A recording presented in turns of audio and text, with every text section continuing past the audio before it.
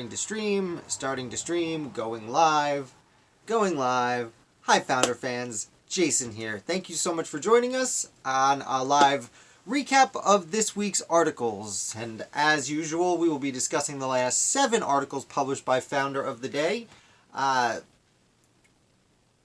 starting now. So I'm sure people will roll in slowly before I start going too much. I'll just remind you that the first 2 articles we discuss are old articles that I published over the weekend to give myself a break. And after that, we will discuss the 5 new articles I wrote just this week about the American Revolution and several different founders. People rolling in here. Welcome. I hope everyone's having a fantastic Saturday. I'm having a lot of fun myself now that it's finally getting warm, at least here in upstate New York. It's getting warm, and as usual, I'm rolling up my sleeves so I can really dive into it. I hope you guys are having nice weather. I understand there's been some troubling weather around the country, and I hope you've all managed to avoid that. As I said, it finally didn't need to start a fire today because it is nice and warm in upstate New York. I see some people are jumping in, and someone has hit like. If you guys could hit like before we get going, that would be really helpful. The more people that hit like, the more YouTube likes to tell people that I'm getting likes, and I would really like that because more people will like to join our conversation. That's enough alliteration. Why don't we start getting started? Last Saturday, I published an article about Alexander Gillian. Now, before we discuss Gillian, I need to remind everyone that not only was there a Continental Army and a Continental Navy, but there were militias in every different colony and then state, and those militias essentially operated as independent armies. They did work with the Continental Army, of course. They were all fighting for the same cause, and mostly things went swimmingly. But in addition to all these separate armies working together, most of the states had their own separate navy. And South Carolina was no different. And that's where Alexander Gillian comes to play. So Gillian was born in the Netherlands and had been a captain of a merchant ship for most of his life. And eventually, when he came to South Carolina, he met a fine lady, Mary Cripps, and decided to marry and settle down. And he settled in South Carolina, and it was there that he made his life, and he started a successful merchant firm of his own. So when the Revolution started coming around, Gillian was a little bit slow to the cause. I actually read he had 100 casks of wine he was importing that the local establishment prevented him from bringing in. He did, however, stay with his community, and he was elected to the last provincial congress before the independence and therefore statehood was created, and then he was elected to the first state assembly. So he was an active member of his community, maybe not the most revolutionary spirit in the world, but he did go with what was going on. In fact, when South Carolina decided to create its own South Carolina Navy, the South Carolina Navy, which, yes, as I said, was a thing. The states had their own navies, not merchant marines and not coast guards, like navies. Alexander Gillian was appointed, or commissioned, I should say, as the first Commodore of the South Carolina Navy. Now, the South Carolina Navy didn't have any ships, so it was very small, and Gillian's first task was to go to Europe and purchase a ship.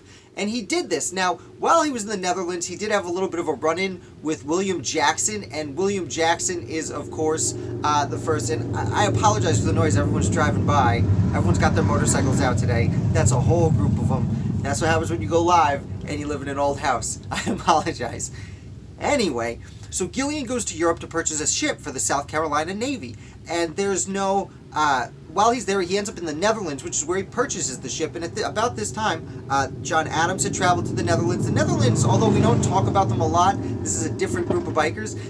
Although we don't talk about them a lot, Netherlands were very important to helping the Americans in the Revolution because they were the bankers. They had the money, they had the funds, and we took out several loans from the Netherlands during the American Revolution. So Gillian ends up in his birthplace of the Netherlands, where he purchases a ship. While he's there, he has a run-in with William Jackson, and William Jackson was at the time working as John Lawrence's secretary overseas, but he would actually go on to be the secretary of the Constitutional Convention. He was the one who kept the notes, although poorly, and we are historians are not very happy with him because of the poor job he did, but he did end up having that role. Anyway, they get into several disagreements. Jackson himself got into a lot of disagreements about this time while he was in Europe regarding who had the right to purchase what, who had what authority, who was going to be refunding things. Jackson would end up leaving shiploads of goods behind because he could not figure out how to pay for them. As for Gillian, he bought himself a ship while he was there, and he named it the South Carolina, after, South Carolina. So he got in his ship and he sailed back to the United States, to South Carolina, and when he got to South Carolina, unfortunately, the British had conquered Charleston, and he, couldn't land there. So what he decides to do is go to the Caribbean, because there was naval battles taking place in the American Revolution, and many of them were around the Caribbean, especially once France joined the war, because then France and Britain started fighting over other colonies, notably the very profitable Caribbean islands. And as for Gillian, he does participate in one fairly important battle attacking New Providence, which now I believe is called Nassau. He attacked New Providence and conquered that. Although it would later be taken back, New Providence changed hands several times. Most of the Caribbean, the separate islands, kept changing hands throughout the Revolutionary War. By the time Commodore Alexander Gillian returns to the United States, the war has come to a conclusion, and, well, there's no really need for a navy anymore, and he does resign there. He continues to be a leader in his community. He is one of the founders of and the first president of the Charleston Chamber of Commerce, which Chamber of Commerces were becoming more and more popular at the time in this area, and, well, Charleston was no different. So he becomes the president of that, and he is elected to serve in the Continental Congress. At this point, we know it as the Congress of the Confederation, but he declined to serve. He had been away from his family for so long. But a few more years go by, and then he's actually elected. He participates at the ratification convention for the United States Constitution, and then he is elected as a member of the United States House of Representatives. And Alexander Gillian spends 2 years as a congressman for the United States when it was still in Philadelphia. So that's a very brief overview of Alexander Gillian and the first Commodore of the South Carolina Navy, to my understanding, the only Commodore of the South Carolina Navy. I'm going to check over here to make sure no one's asked any questions. Not yet, but if you have any questions, please feel free to let me know. And we'll move on to the next topic, and we're going to talk about murder. Ooh. So if you have any, if you've learned or heard of the play Hamilton, they mentioned briefly at one point that Hamilton and Burr are working together on the first murder trial in our new nation. And that is the case of Levi Weeks. Now, there are certain holes in the Hamilton play. First of all, in Hamilton, which I'm a big fan of, obviously, they discuss it at the end of Act 1 as if it was about the same time as the Constitutional Convention. And that's not true. It was 12 years later. It was at the end of 1799, and the trial actually took place in the year 1800. So really, they should have discussed it at about 2/3 of the way through the second act, but of course, artistic license is permitted. It also wasn't the first murder trial. There had been murders. There have always been murders throughout human history. I made a video last week about Hannah O'Keefe, who had murdered another person. So, like, murders were not new when the United States was founded. So, just to clear that up. But Hamilton and Burr did work together, and it is on this case. So, there was a young woman. Her name was Gulielma Sands. She was known as Elma Sands. I have trouble pronouncing her name. I'm assuming people did back then. Gulielma Sands. She was a young woman. She had been being courted by a young man named Levi Weeks for quite some time. She was about 20 years old. She was living with her cousin, and she said, hey, guess what? Yeah, I have a secret. This gentleman's been courting me for a while, and I'm going to go get married in secret tonight.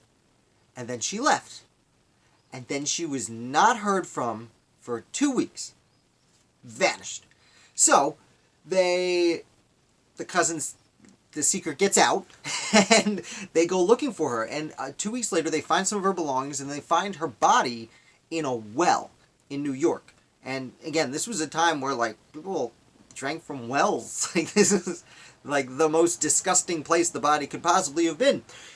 And this is big news, because gossip has always been fun, and scandal has always been fun, and you're interested in it now. Imagine if it was happening live. People were very excited to learn about this salacious content, and the newspapers kept talking about it, and that was on the night of December 22nd, 1799. So just to put this into a little bit of context, this is about, 8 days after the death of George Washington. So John Adams is still president. Washington had gone and retired from the presidency for about 2 years and passed away. So just as news is coming to New York that George Washington has died, this also hits the papers. So this is the atmosphere of late 1799, early 1800 New York City. This is the entertainment people are reading in their papers. Washington dies, everyone's sad. Okay, let's distract ourselves with this very suspicious murder case. Her name is pronounced Julie Elma. Thank you, Mr. Troy. Julie Elma. Okay, that makes sense. Like the debate between Gary and Jerry. Okay. Either way, Elma has been found dead, and people investigate, and the first person that is accused is Levi Weeks, her fiance that had been courting her, who she was apparently going to marry in secret. And Levi Weeks is brought to trial. Now, Levi is a carpenter who's 24 years old, and he works for his brother, Ezra, who's established a pretty successful business. And because of this success, well, when he's brought to trial, Levi Weeks is able to get just the most powerful team of attorneys New York City has to offer. And first of all, Alexander Hamilton, fresh off being Secretary of the Treasury. Not, if I'm not mistaken, not too far after his own affair was made into the papers. But, had written the Constitution, worked for George Washington. Alexander Hamilton was the leader of the Federalist Party, was somehow put on this murder case, as was Aaron Burr, who at this point was changing his loyalties from Federalist to Democratic Republican. If I'm not mistaken, he had not yet run. We are 4 years before these two men duel, but they hadn't really broken in their relationship. They had some tears, but it hadn't completely ripped their friendship. And also, Henry Brockholst Livingston, who was a member of the Livingston family, would go on to be an associate justice on the Supreme Court and one of the greatest legal minds of his generation. Also a member of the Livingston family. He had an uncle who was Chancellor of New York for absolutely forever, which Chancellor was essentially Chief Justice of the Supreme Court at the time. It wasn't. There was also a Chief Justice, but I don't want to get into those weeds right now. He also had an uncle who was Governor of New Jersey, and an aunt or cousin aunt named Sarah Livingston, who we are going to talk about next, so we're not going to get into that.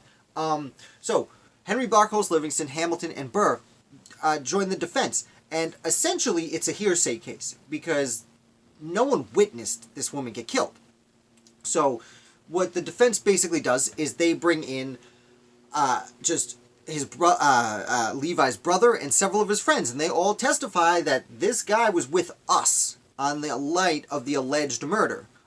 Now, there's no way to tell what night she was actually murdered.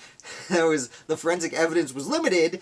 So, I should also note that the prosecution was a man named Cadwallader David Colden, a man I know nothing about. So I'm going to move on. I will be honest, I know nothing about him. And the judge on the case was New York Chief Justice John Livingston, who a decade earlier had walked out of the Constitutional Convention and became an anti-federalist and did not like what was going on. Probably a little bit because he was a very powerful man in New York. And Lansing has his own interesting story. He disappears 30 years, like just vanishes on his own. So, the trial of Levi versus Weeks. Lansing did inform the jury that everything you were receiving was circumstantial evidence. And so you had to keep that in mind, as that's all we had. Now, the jury does deliberate on this, and when they come back just about 5 minutes later, they come back and say, not guilty. Because the prosecution, even back then, the burden lay on the state to prove beyond a shadow of a doubt that this man was guilty, and they simply couldn't. They did not have the type of evidence we have today. and he had all these friends and family saying they were with him. Now, that may or may not have been true, but they were there saying it, and there wasn't much else to go on. So, not guilty. This leads us to two conclusions. First of all, we need to conclude with Levi Weeks' life. He was found not guilty in the eyes of the law, but he was very much guilty in the court of public opinion. And he did not stay in New York very long because he just was ridiculed by absolutely everyone. So he decides to leave, and he goes to Natchez, now Mississippi. At that point, it was a territory on the border of Louisiana and like Georgia, more or less. There was no Mississippi wouldn't be a state for a while, neither would Alabama. But he becomes one of the essentially founders of Natchez. Natchez has been there a little while, but Levi Weeks becomes a very important architect and builds many of the most important buildings in Natchez, Mississippi. And in fact, one of them, which I believe is called the Auburn Mansion, is still around, and it's on the National Register of Historic Landmarks. So that's Levi Weeks' story. As for the murder of Elma Sands, Julie Elma, that's never been solved. So if you want to be an old-timey sleuth and solve the murder of Elma Weeks, well, I assure you it will be a very difficult task, but knock yourself out. It's still available for you if that's something you'd like to do in your free time. I can't judge you. I write about random founding parents of the United States in my free time. So we're all fun in our own way. I do think I saw some questions pop up when I head over. Do I think Levi killed her? Interesting question, Ned.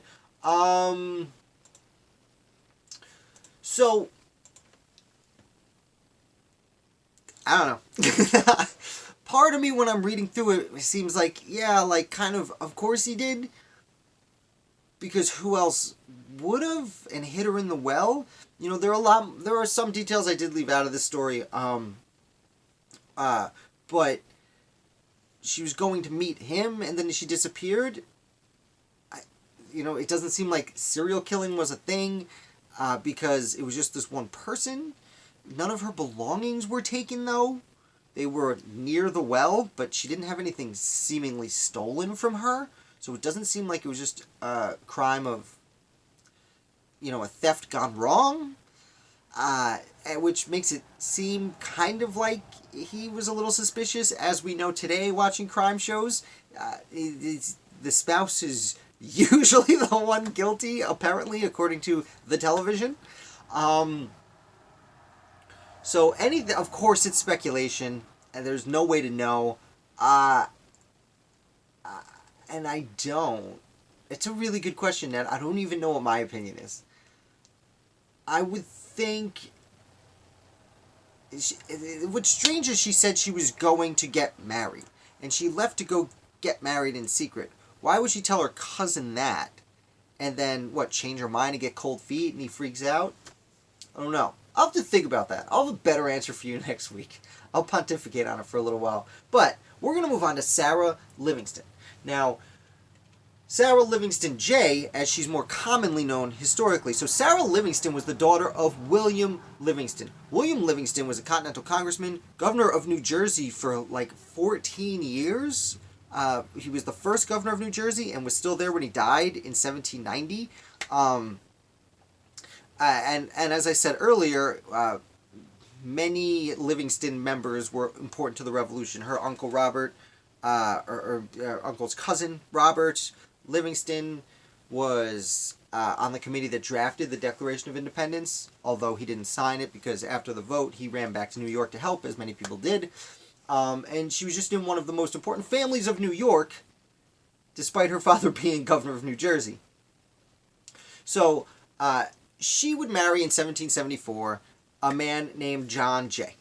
So, her husband was, at that point, he would be president of the Continental Congress. At this point, I don't think he had received that position quite yet, but he was in the Continental Congress. He would help write the Constitution of New York. He would go to Europe. He would be Secretary of Foreign Affairs. He would be the first acting Secretary of State until Thomas Jefferson came and took the position from him, and he would be the first Chief Justice. He would also be Governor of New York. He would do many, many, many things. And I hate to tie the women to the men they marry. And I'm not going to do that. She has a fascinating life on her own. But I bring up all these things because, unlike many of the spouses who stayed home while their husbands went out to found the nation, Sarah Livingston Jay went along for the ride. And this includes when he, in 1779, went to Spain. She decided to go to Spain with him. And they left their 3-year-old son back home with her father for about 4 years. And, I mean, I have a 3-year-old kid, and I can't imagine leaving for 4 years. Granted, there are people who leave their families forever, so I can't judge or anything of that nature, but I can only imagine it was an extraordinarily difficult decision she made. But she did make it, and she went to Spain with John. And what we have to remember while we're talking about Sarah Livingston is women in high society did have a role in the founding. They weren't elected to office or anything of that nature, but they did. Many important decisions were made over dinner.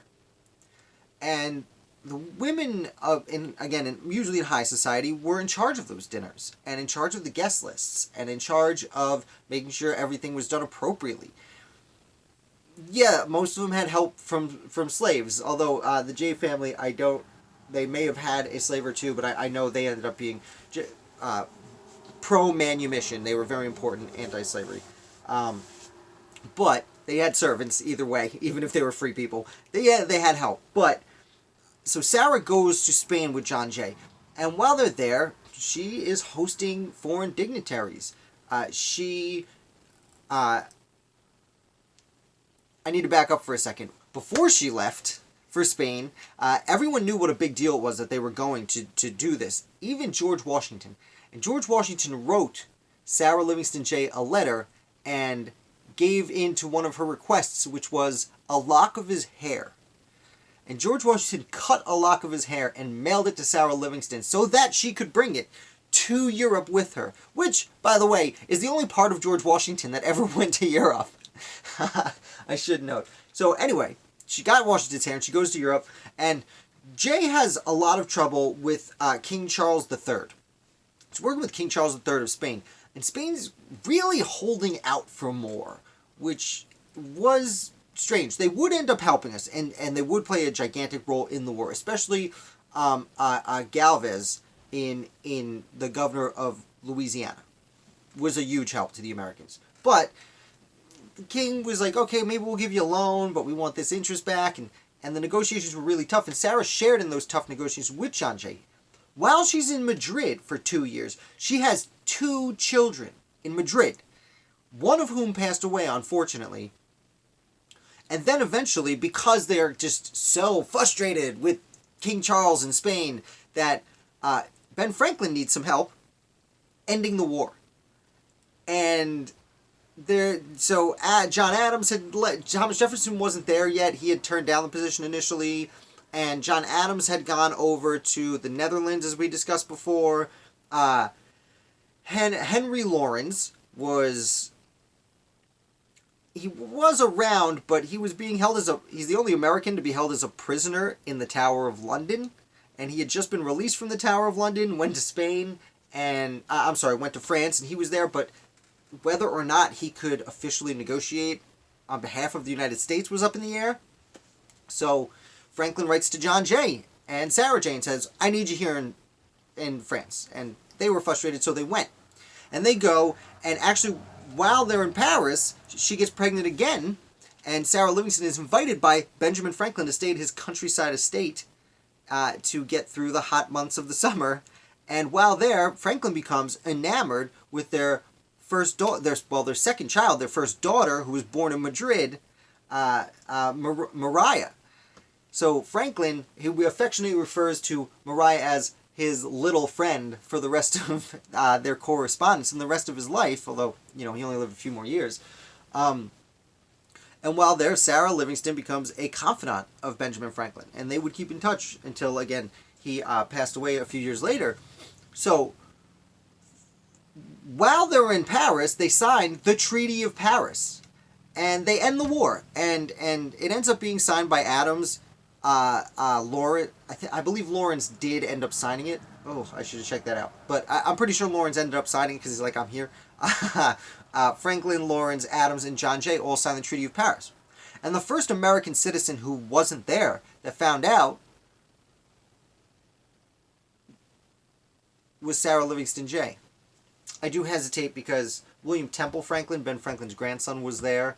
But he was a secretary. He couldn't sign it, but he was in the room. Anyway, Sarah Livingston Jay is one of the first Americans who know that the war has ended.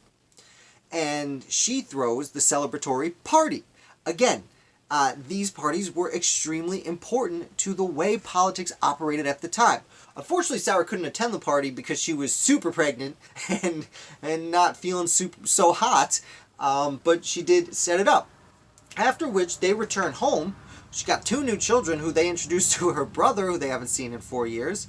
And then John Jay becomes minister to foreign minister for the Continental Congress. And again, Sarah continues her position until everything moves to New York, and she's from New York. So at that point, her house becomes a center of politics. And the Constitution is passed, the new government's passed, John Jay becomes Chief Justice of the United States, and throughout this whole time, people are coming to Sarah Livingston Jay's house, and she's having these important get-togethers, and she keeps a list, and there's actually a list, I forgot to put a link to it in the description, but you can look it up online. She has this list of celebrities in a certain respect who came to her house, and most people kept diaries and journals, but not everyone kept lists of this nature, and it's a long list of all the people who attended her events at her house, and it's everyone. You know, it's Hamilton, it's Washington, it's Jefferson. Like, it's everyone came to her parties. And she became, she would end up being First Lady of New York for several years, but she was essentially First Lady Justice? How do you say it? I don't know how to say the wife of Chief Justice. She was never the First Lady of the United States, but she was certainly the heart of the United States, especially while the capital was still in New York for those few years. So I think that's enough about Ms. J. Let's see, how are we doing on time? We're already at half an hour, and I've only done 3 of 5. 3 of 7. So we got 4 more. That's all right, because next, we're going to talk with another guy who, of course, I have trouble pronouncing his name. He was born in Switzerland, though his name sounds French. His name is Pierre-Eugène de Cimetière. I believe it's pronounced Cimetière, with that French kind of twist. So, Cimetière was born, again, in, as I said, Switzerland, but he would come to the United States. He traveled around a bit and then ended up in the United States and lived in Philadelphia. And he was an artist and an historian and a collector of memorabilia. Yes, back in the day, he was a hobby collector. First of all, he would do portraits, like kind of side portraits of people, and he did dozens and dozens and dozens of portraits, some of which you might even recognize today, because he did many of the founders. He did all the founders. Anyone who came through Philadelphia, he pretty much sketched. And in hindsight, I shouldn't have written an article about his life. I should have just made this a bullet point list of all the stuff this guy did. Cimetière. He, after the First Continental Congress, the Continental Congress was resolved to write a letter to Canada, to Quebec, to try and get the Canadians to join the revolution. And John Dickinson primarily wrote the first letter, and Cimetière translated it to French, because it was French Canada, and they wanted to read things in French. And then, the following year, they sent another letter to Canada. This one was written by John Jay, and again, he translated and sent it over. There was a third letter, but I didn't see that. Cimetière.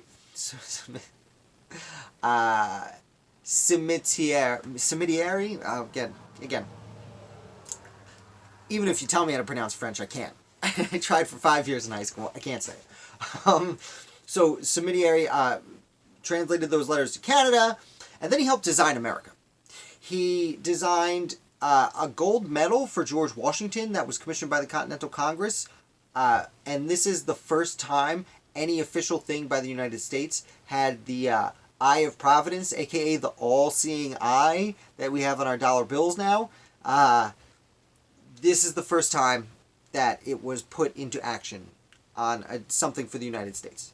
So I can't say it was his idea. Someone had actually messaged me on Facebook asking more about this, and it's an old, how do you say, Masonic. It's an old Masonic logo. It had been around for a long time, so there's nothing new about it, but it was his idea to take it and put it on something gold for the United States, and now, centuries later, it's on our money. I also saw that he, and this was hard to verify because it was set, a few people seem to have kind of agreed on this, but he was one of the people credited with proposing the motto, E pluribus unum. Man, talking for half an hour, I lose it. E pluribus unum, out of many one, or however you prefer to translate that. So he also designed state seals, and I saw he at least designed the initial run of state seals for Virginia, Georgia, New Jersey, and Delaware. When I say, I shouldn't say initial run, he did the first designs of all these, but not all of them were taken. Like, I know Virginia didn't love the design he made, and they decided to go with someone else and things, but this is what he was doing to the revolution. He was inspiring people in a way. He also, as I said, had a ton of collections. He had so many collections of so many random things. One of which was coins. And he had the first major coin sale at auction in the years just following the American Revolution. And there's a book about him that actually credits him as being the father of American numismatics. Now, numismatics is the fancy word for coin collecting. I know this because I dabbled in numismatics about a decade ago. Didn't get too into it. It was one of those hobbies you experiment with, and you're like, I have to learn too much. There's too much details. I'm gonna screw something up. And that is a very brief recap of. Oh, he also opened an early natural history museum. I saw someone say that it was one of the earliest. It was one of the earliest, but the earliest natural history museum in the United States. But it was basically him just letting people see his collection, from what I understood. Charles Willson Peale, I had written about and I've discussed. He's another famous artist who opened a museum, a natural history museum, and that would actually go on and later be bought by P.T. Barnum as one of the foundations of the greatest show on earth. So I read a few different people crediting him as the first natural history museum, but it just doesn't. Not only was it a real museum, but there was a bunch of other stuff that weren't natural history, like his coin collection and history books. And the last thing I forgot is he did try to collect documents of the revolution as they came. And there's an interesting letter John Adams wrote back home to Abigail talking about him and what a character he was. But Smitier he would cut out of the newspapers articles about the revolution and paste them in his book, and he was trying to keep kind of like not a living history, that's obviously the wrong word, but a perpetual history of the revolution as it went along. And sadly, I spent a lot of time this week trying to find out what happened to that book, and I was unable to determine where that actual book ended up, if it actually was printed or anything of that nature. I couldn't see. Unfortunately, a lot of documents have been lost through history, but if you guys happen to know where Smitier's book ended up, I would be fascinated to know that. Because, as I said, people like John Adams were fascinated with the fact that he was cobbling together this book. Because he realized, whoa, we just declared independence. This is a monumental time in history. Someone should be keeping track of this. So, again, unless there are any questions, I'll check. Nope, not yet. You guys are quiet today. That's all right. I'll do all the talking. We got 3 more. So, the last few weeks we discussed a lot about being out west and the western side of things. This week, just one person. And I wrote about York. Now, I hesitated on calling him York Clark, and I actually removed Clark from the article. Now, York Clark was a slave born to William Clark. William Clark, of course, is famous for being the Clark in Lewis and Clark expedition. And when they went on this expedition, William Clark took one slave with him, and his name was York. And I I never saw him credited as York Clark. Many slaves didn't technically have a last name. Most took on the last name of their owner. I didn't want to make an assumption that he did go by this last name. From everything I've seen, he simply went by York, and that's what I'll be going with here. So, York was born months apart from William Clark, and they grew up together. They were playmates, as William Clark called him, until they became older, when he became a body servant for William Clark. And for the first half of Clark's life, York was always there. He was his number two. Yeah, he was a slave. He was forced to do it. That's super lame. But that was a situation, and they relied heavily on each other. And when William Clark was approached to go out west and be a leader on the Lewis and Clark expedition, he said, yes, but only if I get to take York with me. And when they left, William temporarily essentially granted him the rights of a free man, because every person on the trip was given one vote on things that affected the whole group. And that included York, and it's documented in the journals that he did vote on several important events that affected everyone. Things like, do we camp here or do we go for another few miles first? Or should we go on a hunt today, or should we, use the provisions we have and continue on?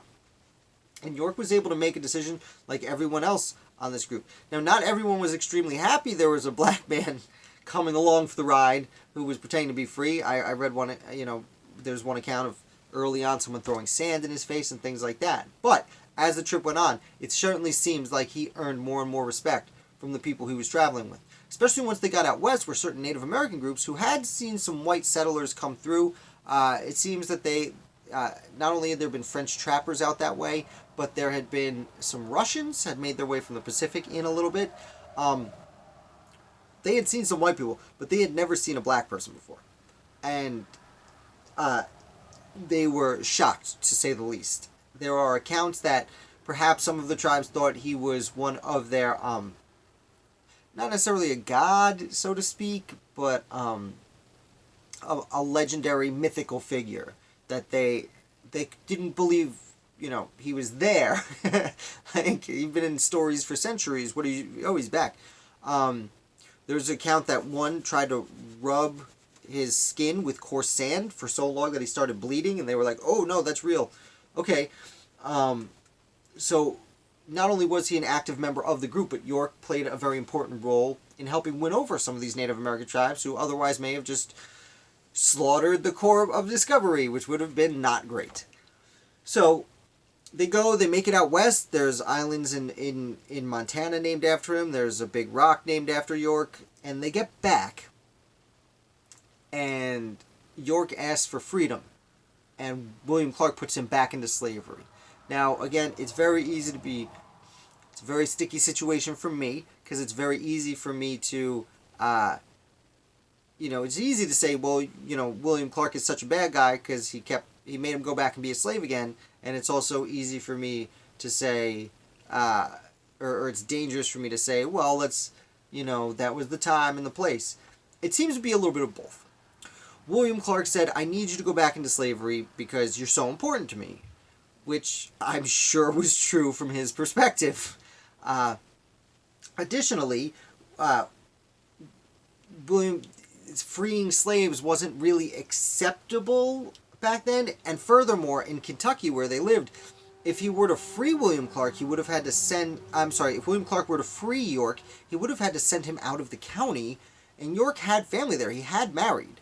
So he would have had to be sent away from the rest of his family. Of course, you can make the argument, well, you could free his family too, and they could have all left. But at the time, that just wasn't how the thought process was. So York stays around for a little while, but apparently William Clark and York had some kind of falling out, because only a few years after they get back from their trip to the Pacific, York disappears from William Clark's journals for the next 30 years or so. Now, there's estimates on where he went. He may have gone south for a while. It seems like he was loaned out for a while. It also seems to be that York did not love at certain point, okay, it's very complicated because there's not a lot of records of York. It does seem, most historians agree, that he was freed sometime about 10 years after their return. So he was liberated eventually. The question is, was it Clark that liberated him, or did Clark rent him out to someone else who eventually freed him? The documents are very scattered. There's an indication he went to Baltimore for a while. Now, after 30 years, William Clark mentions York one more time. Actually, William Irving, Washington Irving, who I discussed last week, the famous author, tracked down William Clark and was interviewing him about the journey west, and he asked about York. And according to William Clark, York was freed and had made nothing of himself and took to drink, and he died traveling back to Kentucky on his way to beg William Clark to bring him back into slavery. Now, this is probably tinged with a whole lot of bias. Clearly tinged with a whole lot of bias. Now, that, however, is one of only two explanations of where he died. The other one is a gentleman had gone out west and was traveling and journeying with the Native Americans and found a black man among this tribe. And that black man allegedly told him, I had come here with the William and Clark expedition and I came back. Now, there are a few other black men who may have been that person instead of York, and it is likely that when a white dude showed up asking who this black guy was, he said, I was this guy, knowing York had traveled there, so that in case this white guy was a bounty hunter, he would not take him into custody, because that was a fear that black people had, even if they were free living with the Native Americans. Again, unfortunately. Sadly, we don't really know how York's life ended, but what we do know is he was a very important and active member of the Corps of Discovery who traveled to the Pacific Ocean. And he was the first, arguably, I would assume, this is an assumption, but probably the first black person to ever make it to the West Coast. Well, no, they were probably trading slaves in Mexico up the California coast. That's probably not true. I shouldn't have said that. First American-born black person? That's even a bold statement. I'm not going to make assumptions. Let's stick with what we know, J Manager. Stick with what you know.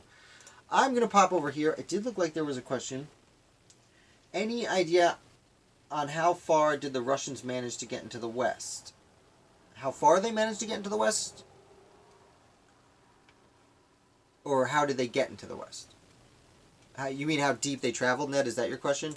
I don't know a ton about the Russians on that side.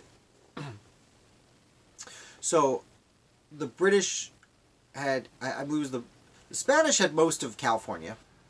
A lot of people had sailed around the coast, but the Russians were able to sail from ports, because Russia's huge and it goes to the Pacific Ocean. They were able to sail across and explore there. That's why, a few decades later, we bought Alaska from Russia, because Alaska's still very close to Russia at certain points.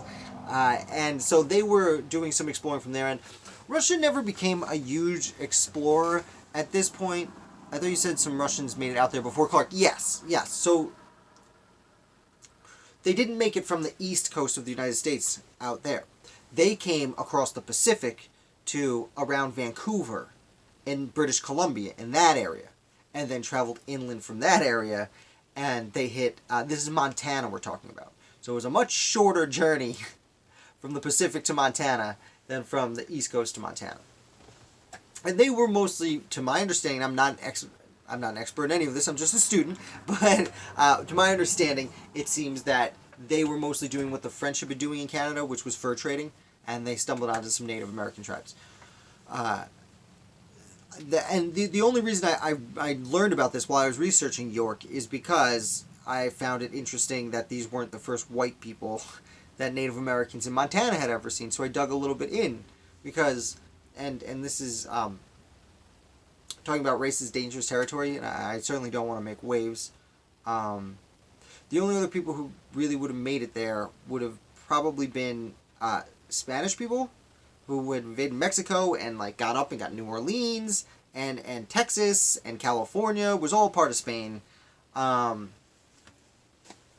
But, yeah, so if it wasn't Russians who had gotten there, it would have been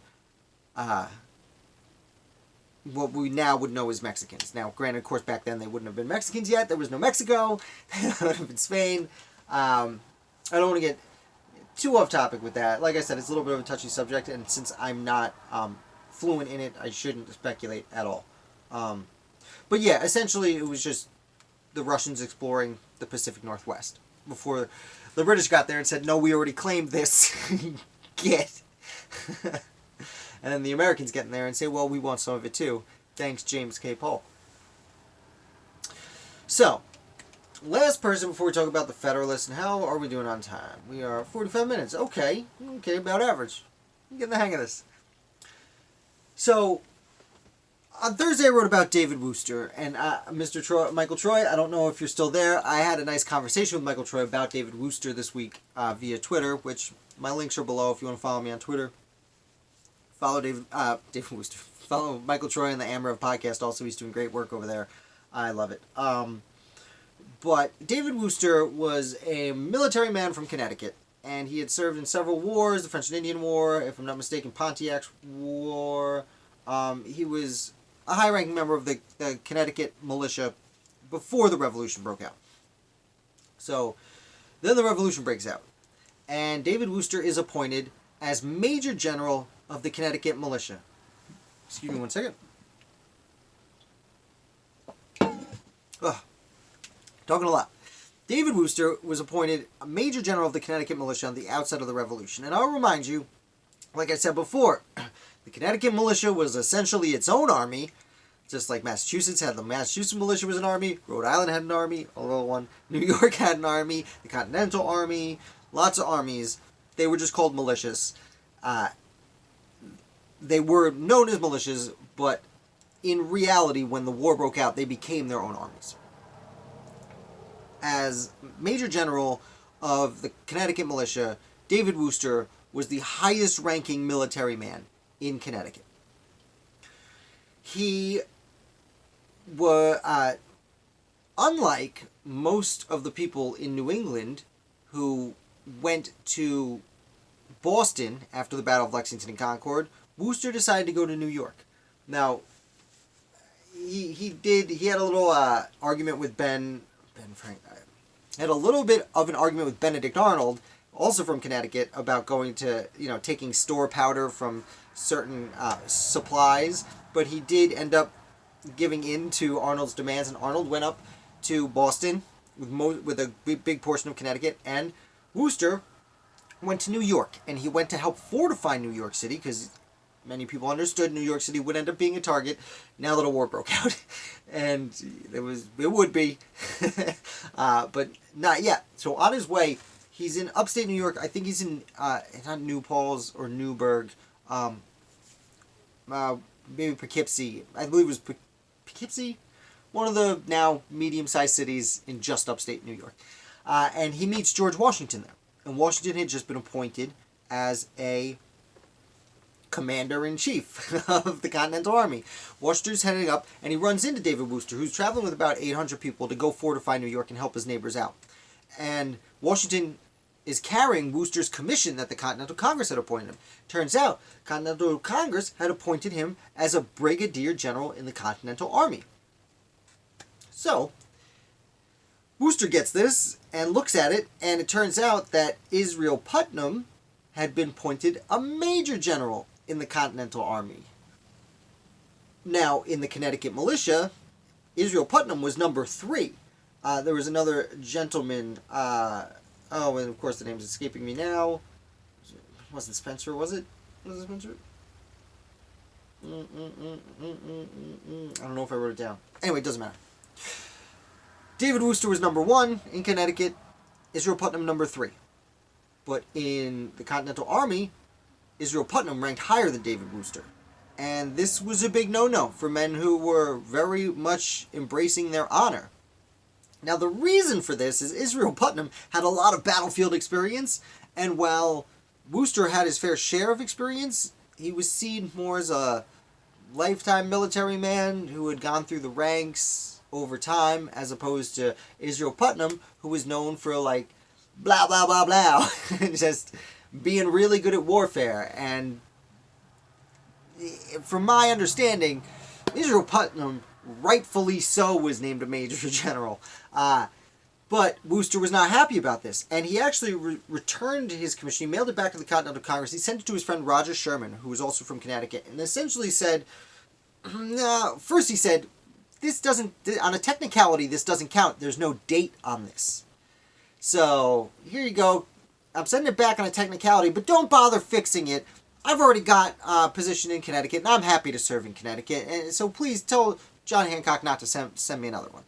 Which was a nice way of saying, like, dude, like, what do you expect me to do with this? Like, you put Putnam over me? How dare you? It's embarrassing. Slap in the face. Now, this is what Michael Troy and I were talking back and forth about. And I'm going to stick with your opinion, Mr. Troy, that it seems that he did end up taking the position eventually. He was convinced to be a brigadier general in the Continental Army. It's hard to find when that conversation took place. It may have taken place not on paper or what, but it does seem like he was a brigadier general because after he helped fortify New York, he went up and joined the Continental Army in Canada, in the invasion of Canada. And he became a commander of Montreal. We conquered Montreal. The United States invaded Montreal and conquered it, and then went up to Quebec City and then didn't conquer it. And then the British came and we ran away and left Montreal. But for a brief time, before the United States was its own independent country, that is, we did own Montreal. So he left. While he was in Montreal, he did have trouble with smallpox. And smallpox was a humongous killer during the whole Revolutionary era. But there's actually an interesting book called Wooster's Invisible Enemies that discusses the problems he had with smallpox while up there. And not long after this, at some point he was joined with John Thomas of Massachusetts, was a brigadier general who got appointed major general and went up to Canada and caught smallpox and died pretty much right away. It seems like he was fraternizing too closely with the common men and caught the disease and passed away. So just to acknowledge that it was a serious problem. So after he leaves Montreal, he goes back to Connecticut. And he's in Connecticut, and then word arrives that former governor of New York, Tryon, decides to raid Danbury, Connecticut. And they're raiding for supplies for the British Army and to take them away from the Americans. So they go and they raid the supplies, and then as they're leaving, while they're raiding, word comes out that this is happening, and Wooster assembles his militia and goes out to fight them. And as they're leaving, they meet them at Ridgefield, Connecticut, and they get into the Battle of Ridgefield. And while this, technically the British won the battle, tactically, they still evacuated and got on boats and left. So it was a strategic victory for the Americans, despite really losing the battle. The big loss is David Wooster. Wooster's shot, and he is brought to a house nearby, and he survives for a few more days, but it is a mortal wound. And I have here his final words, which I thought were really interesting. He says, "I am dying, but with a strong hope and persuasion that my country will gain her independence." And this is in April of 1777. This is less than a year after the signing of the Declaration, and we're still 4.5 years from the end of active hostilities and about 6 years from the final treaty being ratified. So his hope and persuasion was right. Let me see. I'm going to go back. Are there any... Did I miss any questions? Not yet, though I'm here, if you got them. And let's talk about, before we go, the Federalist Papers. So, for the first time in 78 weeks, I did not write a review of one of the Federalist Papers yesterday. And the reason for that is the Federalist Papers took a break after number 77. So I took a break. My break was writing about the break they took. So, Federalist Papers. the first 36 papers, the Federalist Papers were starting to be printed publicly in newspapers in October of 1787. Like a month and a half after the Constitution was signed and sent out for ratification. By January, in early January of 1788, there is a company who I saw under several names, J&A McLean, or the McLean Brothers, were printers in New York City, and in January they contracted to publish in a book form the Federalist Papers. Now, at this point there were about 32 published, but it seems that about 36 were written, because that following March 22nd, they published the Federalist Volume 1. Side note, we call them the Federalist Papers, but they were known at the time as the Federalist. So they published the Federalist Volume 1, which includes the first 36 Federalist Papers. It's a big hit. Everyone likes it. But by the time that's published, Hamilton and Madison and John Jay a little bit have written a bunch more, and they're about 65 now.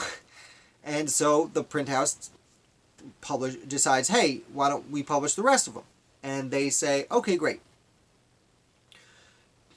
But they continued publishing until number 77 on the 1st of April. On the 1st of April, 1788, Federalist number 77 is published in the newspapers. And then they stop for almost 2 full months until May 28th, when they publish the Federalist Volume 2. And what's very interesting about this is it's the rest of the Federalist Papers. Now, only 77 of the 85 had been published publicly at this point. But the second volume, well, it includes everything you need to know about the Supreme Court and federal judges in the Constitution. Oh, that part, that they held out.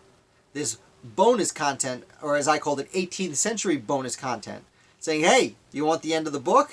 You got to buy the book.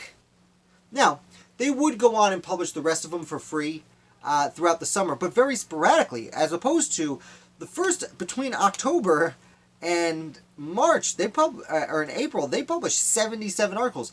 Several times a week, even a few on the same day. They are just writing and publishing, and then it just disappears for 2 months. And then they'll publish one every week or two through the end of August for the next, is that 4 months? 3 months, 4 months? But you can read the unpublished ones if you buy the book. I thought that was very funny, very interesting how, the main goal of the Federalist Papers was to publish public information. Granted, you had to pay for a newspaper, but get the information out there to get the Constitution passed. That was their number one goal. But at the end here, they realized, it's super popular. Why don't we make a few extra dollars on it? They were businessmen. They were lawyers, but they were also businessmen, and that's how they got by back then. So,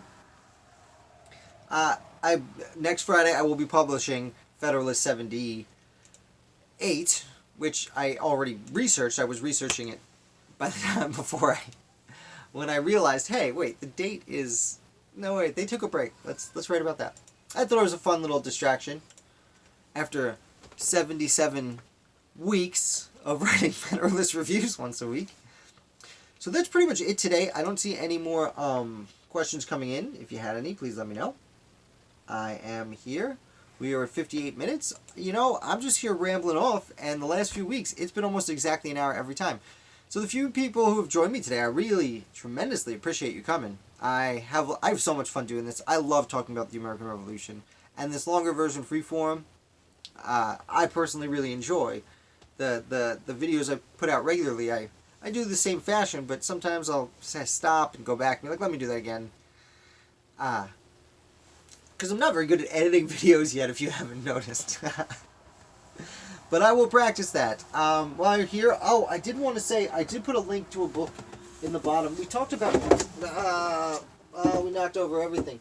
We talked about Sarah Livingston Jay today, and most of the information, and we talked about John Jay a few times. Most of the information about that I got in this book. It's called John Jay. My light's reflecting on it, of course. It's called John Jay, Founding Father. That's it. Super simple. It's by Walter Starr. I put an affiliate link in the description. It's pretty thick, actually, for a biography on one founder. Even the paperback version is real thick. But it's super well researched. And I personally think John Jay is an amazingly fascinating founder. Like, everyone in America kind of knows his name, but doesn't know why. And he did so much. He didn't sign any of the important documents. I think he signed the Continental Association after the First Continental Congress. I should note that. But he was a moderate at the beginning and went on to write the New York's Constitution, first Chief Justice of the Supreme Court, Governor of New York. I didn't even discuss the Jay Treaty. He's a momentous figure in the pantheon of founders. And this book is an unbelievably well-researched book. And it gives him the credit he deserves. So I can't recommend this book enough. Like I said, I put a link down below if you're interested. Other than that, if you guys had any questions, I looked away for a second. Nope, no more. Okay, I'm going to let you go then. Thank you guys so much for watching. I can't tell you how much I appreciate it. If you want to support the site, check out my Patreon page down below. Yeah, I'm trying to hit $50 a month, and I will be able to pay for it to get rid of this Streamlabs thing here for my live videos. Other than that, I will bid you adieu, and I will be back with another founder on Monday. I should have set it up to cancel before I go. Oh. Thanks, Dan. You have a good day, too. Okay. And I will see you on Monday. Nope, I hit not yet. Oh, man. I'm not. Okay, I'll figure it out. Bye.